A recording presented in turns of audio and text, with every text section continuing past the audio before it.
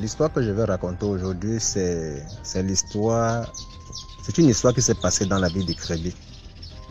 Cette histoire concernait ma maman, paix à son âme, et sa copine aussi, paix à son âme. Au fait, ma maman était commerçante.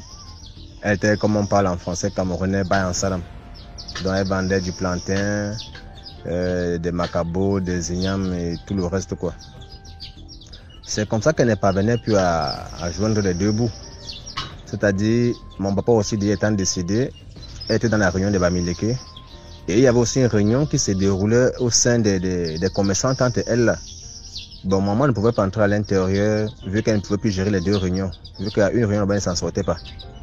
C'est comme ça qu'elle a décidé donc de vendre son fonds de commerce.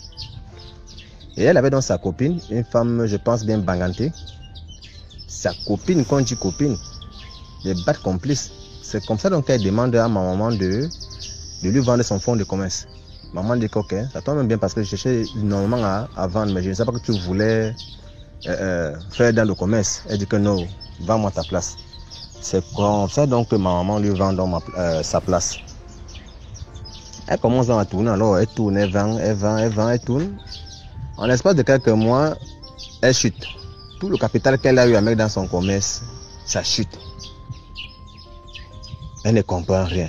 Elle vient nous voir ma maman. Elle demande à ma maman que maman doit lui mettre dans la réunion des femmes bayam qui vendent aussi qui vendent avec elle là, ses soeurs, parce que la plupart d'elles étaient les cousines à ma maman. C'est comme ça donc que ma maman qui est avec elle part au marché, part la présenter à sa grande soeur que bon voilà ma copine à qui j'ai vendu le fonds de commerce, patati, patata. Bref, on prend cette femme bangantée dans la réunion. Donc je vais taire le nom ici. C'est comme ça donc qu'elle a accès donc à la réunion des Bayan Salam. Elle a commencé à faire dans leur réunion là-bas. Maman ne connaissait même pas d'abord où les réunions se passaient, de deux, comment est-ce que ça s'est passé. Elle avait juste dit qu'elle ne pouvait pas entrer à l'intérieur parce qu'elle ne pouvait pas joindre les deux bouts. Donc on fait les deux cotisations en même temps pour les Bamileke et pour les Bayam. Donc maman a vendu ce fonds de commerce là comme ça. C'est comme ça donc que sa copine si part donc à la réunion. On lui donne 300 000 francs. Elle prend les 300 000. Elle injecte dans le commerce, elle chute. Elle repart encore dans la même réunion.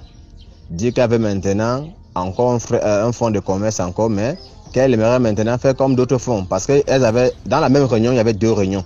Donc, la deuxième réunion, c'était que dès que les vivres sortent de la brousse, donc dans les bourses de Lolodorf, de Pindi et partout des environs là, c'est la personne qui doit bouffer dans la deuxième cotisation qui crée d'abord la première marchandise. Mais tu payes aussi. C'est comme ça qu'on dit qu'il n'y a pas de problème. Elle prend dans cet argent. Comme on dit que la nuit porte conseil, dans la nuit quand elle est rentrée chez elle, elle a vu mieux que de prendre la marchandise d'ici. Elle peut pas acheter la marchandise chez elle dans son village. C'est comme ça qu'elle part donc au niveau de Banganté. Elle avait donc des jumelles. Comme j'ai suivi l'histoire tout récemment là, dans DMTV aussi, là, les affaires des jumeaux et jumelles là, c'est vrai. Les jumeaux et jumelles là sont vraiment mystiques, sont des sorciers. Elle part donc, elle avait donc des jumelles, deux grandes filles déjà. Elle avait même aussi des enfants. Elle part donc prendre ses filles au village, que vous faites donc c'est à long pointer en ville. Elle prend ses enfants donc à Banganté, ils descendent donc ici sur Créby. Arrivé ici sur Créby, donc, ces enfants donc étant mystiques, se rendent compte que le comptoir de leur maman est totalement, je vais dire quoi, une machine à locomotion quoi. Donc quand elle vend, elle ne voit pas l'argent, mais d'autres qui ne vendent pas, elle voit l'argent. Donc c'est comme ça que ça s'est passé. Ces filles d'un temps mystiques viennent donc, elles bloquent tout. Elles bloquent toutes les petites manigances qu'il y avait autour du comptoir de leur maman. Elles commencent à vendre maintenant les nourritures de l'Ouest. Les ignames de l'Ouest, ça passait. Elle vendait, ça passait. Même quand elle prenait ça passait. Elle a commencé donc à faire donc de bonnes économies maintenant avec ses filles étant là. Donc ses filles savaient ce qui s'est passé, mais elle-même ne savait pas ce qui s'est passé. Maintenant, donc, elle a donc pu avoir les 600 000 francs de la réunion qu'elle avait pris. 300 000 francs auparavant, les 300 000 qui l'ont permis d'aller prendre ses enfants au village. C'est comme ça donc que quand elle part donc remettre les 600 000 francs, on lui dit que non, on ne veut pas de cet argent. Tu es rentré du village avec 2 poules. On a besoin d'une poule parmi les 2. Celle de ton choix. Elle dit que mais je suis rentré au village avec mes enfants, je n'ai pas acheté des poules que vous m'avez dit que non, si on a tes filles là qu'on parle, on veut une. Elle dit que qui. Dans la réunion, c'est une réunion qui était comme ça là. On lui dit que oui. C'est comme ça que la réunion si on veut l'une parmi elles. S'il n'y a pas, l'argent tu nous rembourses, nous mêmes billets qu'on t'avait remis avec les mêmes numéros dedans. C'est comme ça donc qu'elle quitte, elle dit que merde. Donc, ma copine m'a mis dans une secte comme ça. Donc elle-même fait partie de ce secte là. Merde, C'est comme ça donc que la colère donc commence envers ma maman. La bonne dame quitte. Elle commence donc à faire donc du sabotage à ma maman partout. Puis entre eux, les femmes avaient les petits secrets. Tel sortait avec l'homme de tel, tel sortait avec l'homme de tel. Commençaient donc alors à créer des problèmes à ma maman presque partout. Donc mettre les bâtons dans les roues à ma maman partout, commencer à la saboter. Maman était étonnée que merde.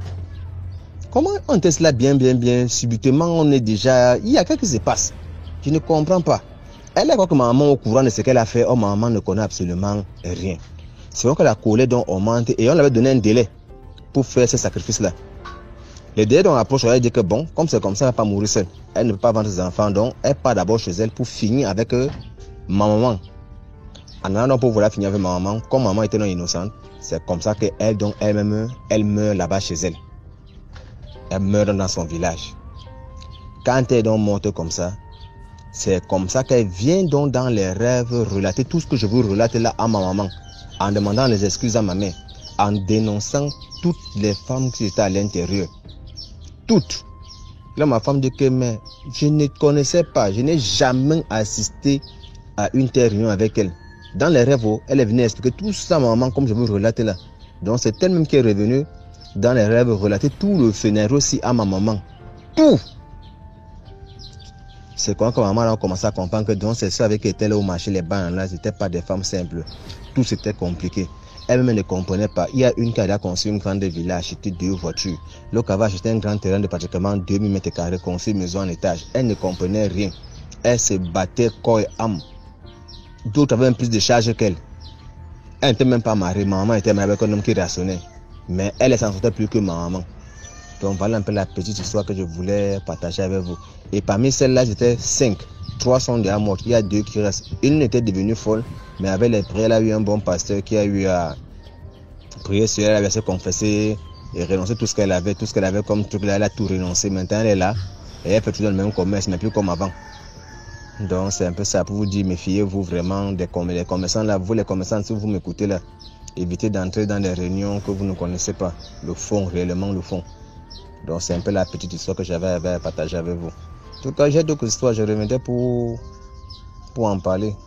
Merci vraiment.